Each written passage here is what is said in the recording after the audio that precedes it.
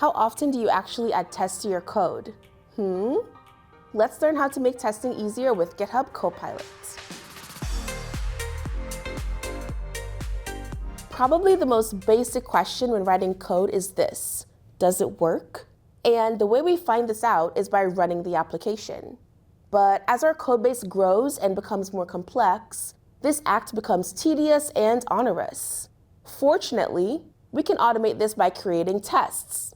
Let's talk about testing, unit tests, and this thing called test-driven development. I'm Kadesha, and I'm so excited that you're here with me today. Before we get started, I want to highlight that our goal today isn't to dig deep into the nuances of testing. That could be its own series. Instead, we want to highlight the core concepts and how we can get started testing our code. Today, I have a very special guest, Christopher, to help us get up and running with all things testing with GitHub Copilot. Thanks for the intro, Kadesha. Now, let's get started with some definitions. What is testing, and why is it important? Testing is, sort of as the name implies, ensuring our code does what we expect it to do. This can take many forms. We can have acceptance tests, where we make sure our app meets a certain set of defined functionality, or integration tests, where we ensure that our app is able to talk across the various systems, like databases and the APIs. And we have unit tests, which is what we're going to focus on here, where we test small units of code. Unit tests are focused on the code itself and are broken down into small, units. These are small, atomic, isolated actions that our code performs. It could be things like ensuring a number is within a range, or an error is being thrown at a correct time, or that a value is returned. But why are unit tests important?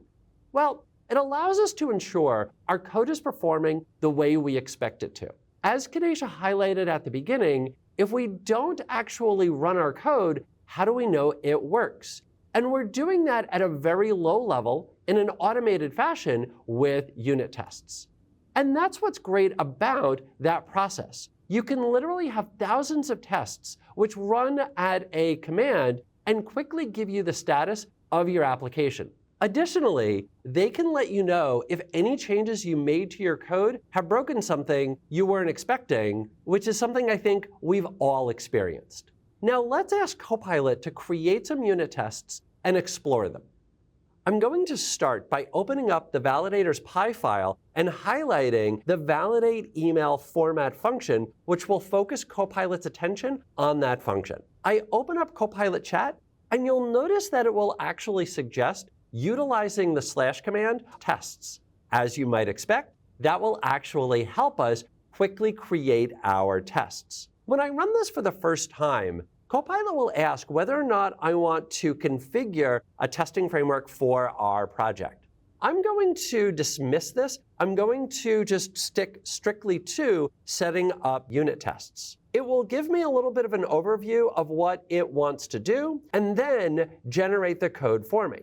What I'm going to notice is it's testing the function both on it succeeding, so in other words, it is a valid email address, and if it's failing. I can now add this into a brand new file called test_validators. I now have my collection of tests for that function. And if I run these tests, what I'm going to notice is it will come back and tell me that everything succeeds. Now let's shift our focus to TDD, or test-driven development. This is one of those times where breaking down the English words actually gives us a really good explanation of what the terminology means. We've already covered tests, making sure that something works. Driven, in English, is something which leads or guides us. And development is, of course, writing code. So in a nutshell, TDD is allowing the tests to drive how and what we develop as we are writing our code. Specifically with TDD, we actually write our tests first and then the actual implementation. This gives us a lot of great advantages. And the way that you'll typically walk through this is in a pattern known as red-green refactor. Now, it does take a little bit of time to adjust one's brain to this approach, but as I highlighted, there are a lot of advantages. It gives you the opportunity to see how your code will actually behave before you've written it and ensure that the tests you write are testing what you expect them to test. So you'll write those tests first. They'll fail because you haven't actually created the code.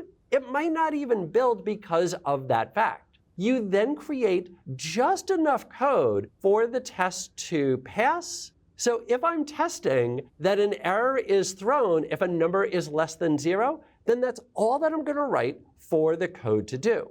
Then, when you rerun the test, it works. That's the green part. This gives you the assurance that you've actively made a change to the codebase to implement the desired functionality. Finally, you implement any refactoring to make your code look good. If you're anything like me, you probably start by just making things work and then focus on making it pretty afterwards, and that's basically what we're doing here.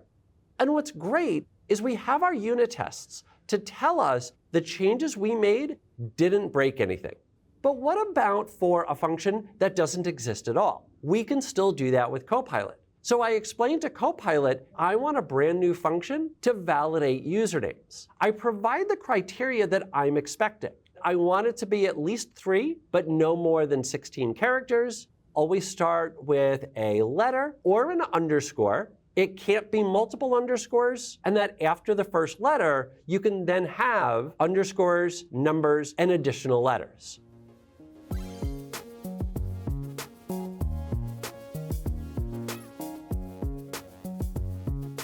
Copilot will generate the unit tests based around that functionality. I'll go back one more time and run those tests. They're going to fail because, again, that function doesn't exist. I return to Copilot. I ask it to create that function. Copilot generates that code. I'm going to insert that into my validators.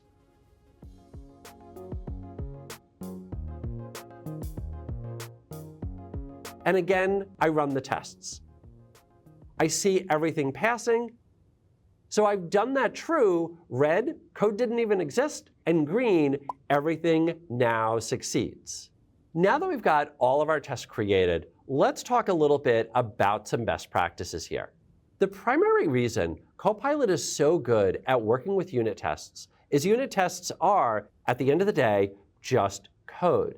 So document your tests, make them pretty, treat them just like you would production code. Create utilities to make writing tests faster and make sure that you're keeping your tests updated as you make changes to your code.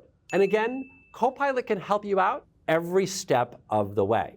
We sadly don't have the time to cover every aspect of test-driven development or unit tests, but there are plenty of resources available, some of which we'll share in the show notes.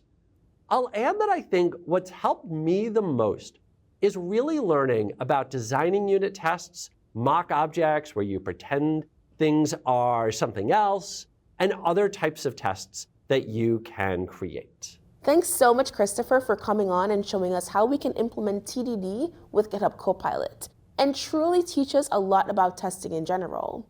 I really hope you learned as much as I did in today's episode. Testing is an essential part of development, and having the ability to add tests in a more efficient manner makes it less tedious to write. Thanks so much for joining us today, and if you want to learn more, we've created a blog post that accompanies this episode. Click the link in the description to be taken there. Remember to sign up for GitHub Copilot if you haven't already to get started for free.